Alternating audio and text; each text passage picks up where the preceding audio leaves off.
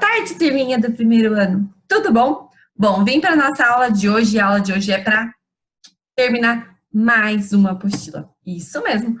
Nós vamos finalizar mais um capítulo da nossa apostila 3. Nós vamos finalizar a apostila de filosofia.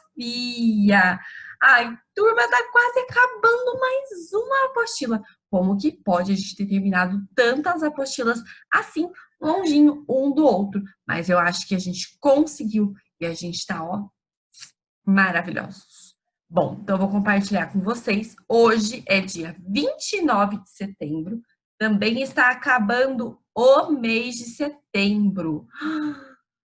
Como esse mês passou voando. Parece que foi ontem que a tia falou que ele ia chegar e a gente estava dando boas-vindas para ele.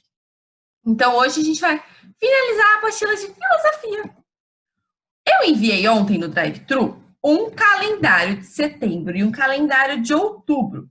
Caso vocês queiram preencher com as últimas orientações, com os desenhinhos que a tia tinha falado, ou deixar livre e a criança faz o que ela quiser, não tem problema. Pode criar desenho, recorte, colagem, escrita e tudo que você já usou no seu calendário. Então, você vai registrar no dia 29 de setembro de 2020. Hoje é terça-feira, estamos na primavera. Nossa apostila de filosofia vai terminar com um assunto muito legal sobre imaginar, inventar, essas coisas existem, como que surgiram. E ela trouxe para a gente uma pessoa muito conhecida, o Alberto Santos Dumont, esse moço que está aqui do ladinho. Ele nasceu em Minas, numa cidade que chama Palmira, no dia 20 de julho de 1873. Ele já faleceu, ele faleceu no Guarujá, no dia 23 de julho de 1932. Ele foi aeronauta, esportista e inventor brasileiro. Então, para a época dele, ele era muito incrível. Ele queria fazer coisas que voassem. Ele fazia um monte de coisas diferentes. Ele inventava coisas incríveis e ele era muito inteligente. Então, o Santos Dumont, ele projetou e construiu e voou os primeiros balões. Sabe aqueles balões gigantes que a gente tem no fogo, que aquece e as pessoas podem voar? Esse mesmo. Foi ele o primeiro cara que fez esse balão. Ele tinha motor e era a gasolina. E é esse que está aqui na nossa imagem. E ele voou sozinho. Então, ele nem sabia se ia dar certo, mas ele subiu no balão dele, acendeu e foi passear de balão. Então, ele foi o primeiro a voar. E ele voou de balão. E depois também, ele foi o primeiro a decolar a bordo de um avião. Isso mesmo, tinha um avião. Era um avião com cara de balão. Que é esse que tá aqui embaixo, que é essa coisa comprida que tinha motor. Esse foi considerado o primeiro avião assim que tinha motor e que deu para erguer assim, subir. E depois ele construiu um avião que já tinha cara de avião, que ficou muito conhecido como 14 bis, que é esse que está aqui embaixo. E a nossa apostila também tem lá para a gente falar. Então, na página 13, quem usa a imaginação para inventar as coisas novas e úteis são chamados de inventor. E quem usa a imaginação para criar obras de arte é chamado de artista. Então, se eu faço um desenho, uma pintura, uma escultura, eu sou um artista. Se eu crio, invento alguma coisa nova, eu sou um inventor. O inventor brasileiro Alberto Santos Dumont, então, como eu disse, nasceu em Minas, viveu mais de 100 anos e ele criou o balão, o avião e esse aí, que é o 14 bis. Esse aí, que tá esse desenho aí, é um cartão postal francês que mostra o Alberto Santos Dumont pilotando o seu 14 bis, o primeiro avião que saiu do chão. Lógico que ele não deu um super blaster mega voo, mas ele voou sozinho, isso mesmo, sem nenhum nada, não teve um estilingue que jogou, não, foi ele sozinho e ele criou, e esse acontecimento, esse voo foi em outubro de 1906, foi um marco histórico. Foi incrível e até hoje as pessoas conhecem ele porque ele criou os meios de voo mais conhecidos. Então, o Santos Dumont também inventou outras coisas, não só avião, balão, coisa que voa. Ele também inventou, adivinhem, o chuveiro com água quente. Aquele que a gente toma banho quentinho foi o Santos Dumont. E também o relógio de pulso. Além disso, ele construiu na cidade, né, de Petrópolis, no Rio de Janeiro, uma casa com muitas invenções interessantes. E mais tarde essa casa se tornou um museu. Então imagina a criatividade de inventar as coisas de Santos Dumont. Ele inventou muitas coisas. Eu acho que, ó, temos que bater palmas para ele, porque ele é muito incrível. Então, se a gente pudesse encontrar com ele hoje, a gente daria um abraço e um parabéns, porque graças a ele a gente tem muitas coisas legais. Continuando, então, para entrar nesse clima de criações, imaginações, ideias fantásticas, eu trouxe um livro que eu sou apaixonada, que se chama A Fantástica Máquina dos Bichos. Quem criou essa história foi a Ruth Rocha. A ilustração é da Margarita Menezes e a editora é a editora Ática. Essa história eu já contei para a turminha que ficava comigo ano passado, ou alguém contou para vocês porque era um projeto de leitura, e eu vou compartilhar a tela, mas antes, conta uma história para mim. Conta uma história para mim. Uma história que tenha começo, meio e fim. A história, então, é A Fantástica Fábrica de Bichos da Ruth Rocha. Opa, que não é nessa? É nessa. É uma linda história e muito criativa. Acho que Santos Dumont iria adorar ouvir ela. Vocês lembram da história do macaco, do macacote do porco-pança? Um macaco e um porquinho que viviam se metendo em aventuras? Existe essa história. Se vocês quiserem pesquisar, se chama Macacote e Porco-Pança. Pois os dois cresceram, casaram e tiveram muitos filhos. Percebemos pela foto. Os filhos dos dois, como moravam pertinhos, acabaram se tornando grandes amigos e brincavam todos os dias no quintal do macacote, onde inventaram mais divertidas brincadeiras. Deixa eu te abaixar esse negocinho que tá atrapalhando aqui. Zé Mico, o mais velho dos filhos de macacote, era parecido com o pai. Tinha ideias mais extravagantes. Vamos nos tornar cientistas! Eu li um livrão do meu pai que lá, não sei aonde, estão fazendo uma bruta máquina, não sei porquê. Vamos para frente, livro. Pancinha, o filho de porco pança, ria. Se você nem sabe para que serve, como que é que a gente vai fazer? Isso não é problema. A gente vai copiando a máquina, vai copiando até ficar pronta. Aí a gente liga na tomada e vê o que acontece. De fato, durante muitos dias só se ouvia um barulhão de martelo lá no fundo da casa. Os dois passaram o tempo todo intertidos, emendando, martelando, colando e até costurando um montão de coisas. Rodas de carroça, gramafones velhos, canos de chaminés, latas vazias e tudo que eles conseguiam dos vizinhos e amigos. A máquina foi crescendo e acabou tomando o fundo da casa. Quando a geringonça ficou pronta, ou pelo menos eles já achavam que estava pronta, todos os vizinhos vieram espiar. Que máquina mais atrapalhada! Para que serve? Perguntou logo a dona Arara, que era muito xereta. Isso é um segredo, respondeu Zé Mico, piscando para o Pancinha. Na verdade, eles não tinham a menor ideia, mas nós vamos ligar e todos vão ficar sabendo. Tomando ares de muita importância, Zé Mico ligou a máquina na tomada. O que será que é essa máquina? O que será que ela faz? Vocês acham? Será que faz avião? Será que inventa coisa? Será que faz comida? Depois, começou a apertar os botões, a puxar as manivelas e os bichos todos olhavam muito espantados, sem poder imaginar o que iria acontecer. E aconteceu. Será que aconteceu? A máquina começou a tremer, roncar, fazer um barulho muito engraçado e, de repente, começou a puxar para dentro dela o primeiro tamanduá, depois um gato, o leão, a girafa, o cachorro, como se fosse um imenso aspirador de pó. Zé Mico e Pancinha ficaram muito preocupados. Ai, meu Deus. Olha lá, começou a puxar os animais. Começaram a mexer na máquina para ver se parava com aquilo, mas não havia meio. Todos os bichos foram parar dentro dela. Ai, meu Deus. E na mesma hora em que o último acabou de desaparecer dentro da geringonça, pelo outro lado começou a sair os mais estranhos animais. Os dois amigos no começo ficaram assustados, mas os bichos estavam muito engraçados e não aguentavam e começaram a rir. Olha aquele! É um gatofante! É uma mistura de gato com tromba de elefante!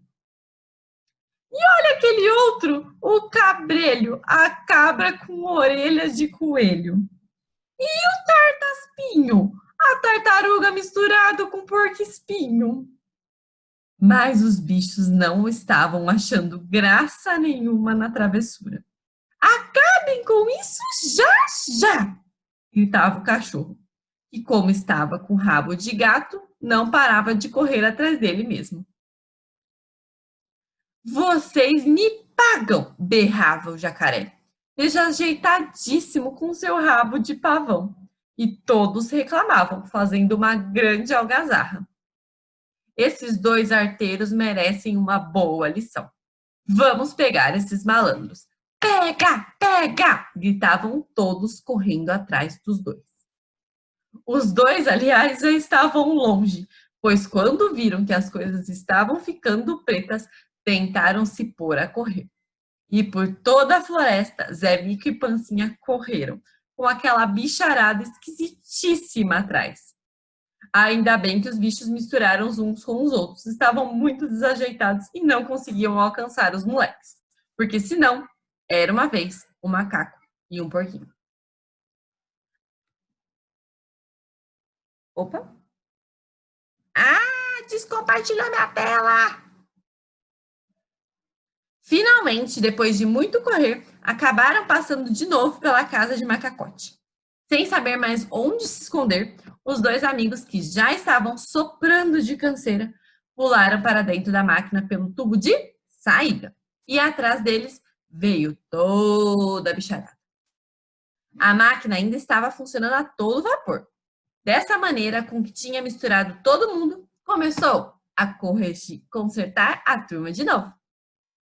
Pelo outro lado, começaram a sair os bichos todos direitinho, como sempre haviam sido. Mas olha só quem saiu atrapalhado.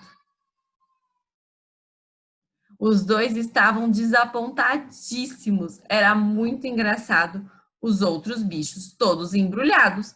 Uns com as pernas dos outros, arara com penas de urubu, coelho com rabo de gato, rabo de galo. Ai, Jesus.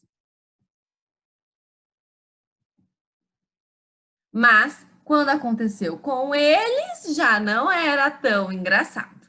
Olha o macaporco, um macaco com cabeça de porco. Olha o porco-caco, um pouco misturado com macaco. O que valeu é que agora eles sabiam que para consertar as coisas mais que depressa, Zé, Mico e Pancinha entraram na máquina dentro. A máquina começou a zumbir, pipocar, estralar e, de repente, estourou toda, jogando os nossos heróis para o alto. Os dois caíram para consertados num lugar macio e juraram nunca mais se meter em outra. Nunca mais? Enfim, quem gostou da história, bate palma. Será que nunca mais?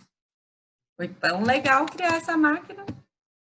Sei não se não vem mais história de macacote porco pança nessa nossa vida. Se prepare. E eu não duvido nada.